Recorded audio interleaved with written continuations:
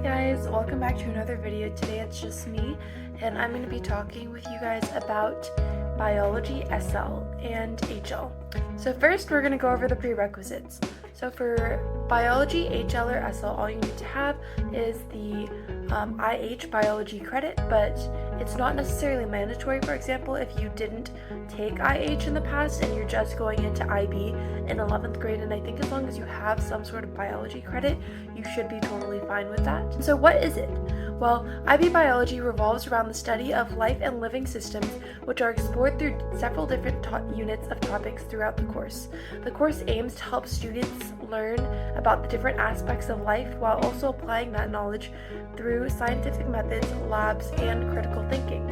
And so, as you can see that the SL and HL, the amount of hours that they spend on each unit varies, and that's because obviously HL has 2 years, SL only has 1, so they're going to have to divide that up differently. But the units that they go over is very similar, although HL does go into more depth on some units the second year because there's more time to go over that, and they're going to be testing over that HL content, which we'll go into when we talk about the exams. Alright, so moving on to the exams. What is the exam? Well, there are 3 components, 1, 2, and 3, like most IB exams. However, unlike a lot of different IB courses, even the SL students that take IB Biology SL have to take paper 3, while for most courses, if you're in SL, there's only paper 1 and paper 2. So that's something that's a little bit different for IB Biology. And then for paper 1, we have SL and HL. For SL, the paper 1 has 30 MCQ, while for HL there's 40 MCQ because there's more content to be tested over so that they can give you more questions to cover that material. And for paper 2 consists of a short answer and a extended response question that's going to be on the core. And for HL students, they're going to have HL material that's going to be covered on paper 2, while SL students, obviously because you're in SL, you won't be tested or held responsible for HL material.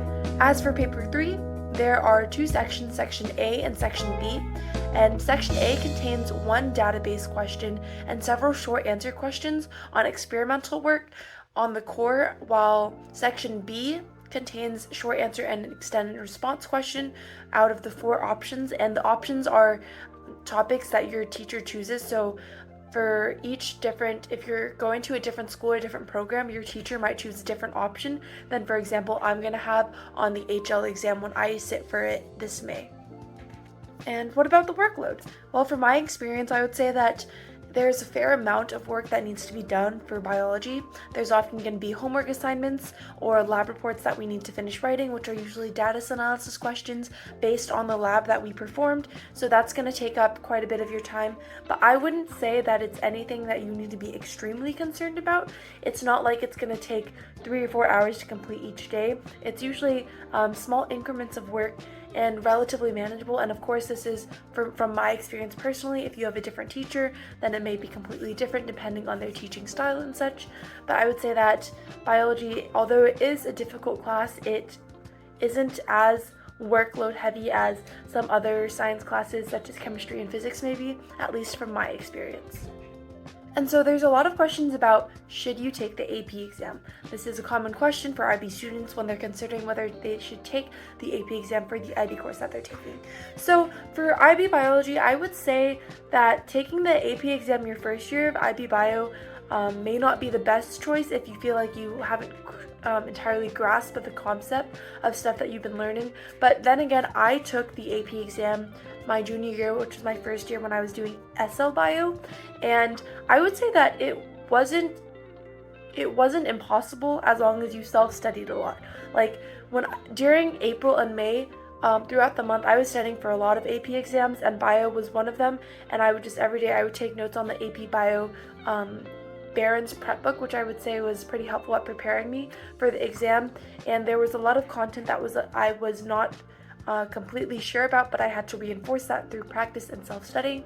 So if you're willing to put in the time to do that, then yes, go for it. I would say taking the AP exam is great, but if not, then perhaps waiting for the second year would be a better choice. But of course, again, IB Biology HL covers a lot more in-depth material than 1 year can cover. So honestly, I would say that I've been in HL Bio for a month or two, couple of months now, and I would say that some of the material that we're learning in class right now was not covered at all in the AP exam.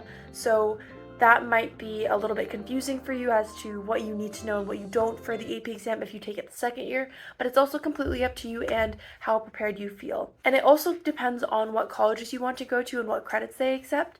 So most colleges will accept AP or IB credit, but you want to make sure that they, like, if they don't accept IB credit, then obviously you're going to want to take the AP exam if you want that biology credit. But if they accept both, then it might not be necessary to spend that extra money to take 2 exams for the same subject at the same rigor as well.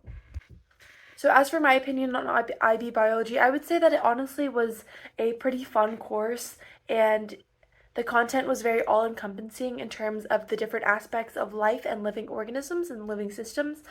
Although there isn't as much application in biology, in terms of numbers and solving mathematical equations and such, it can be a relatively difficult course because it's not straight memorization as some people will tell you. You still have to use the stuff that you memorized and then apply it to the questions on the test. So for example, they're never going to ask you to name which white blood cell is most responsible for protecting the immune system and contributing to the immune defense responses. Instead, they'll ask you more stimulating questions to apply your knowledge of which blood cell that is, and ask that in the context of for example, in the context of a immune response, and they'll ask what is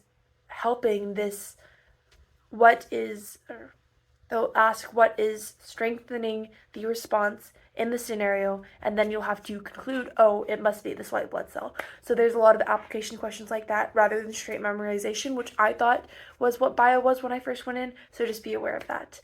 And thank you so much for watching. That's all I have for you today. And we will also link some further resources if you're interested in that information down below so that you can access that for your convenience. Thank you so much for watching again, and I hope to see you next time. Bye.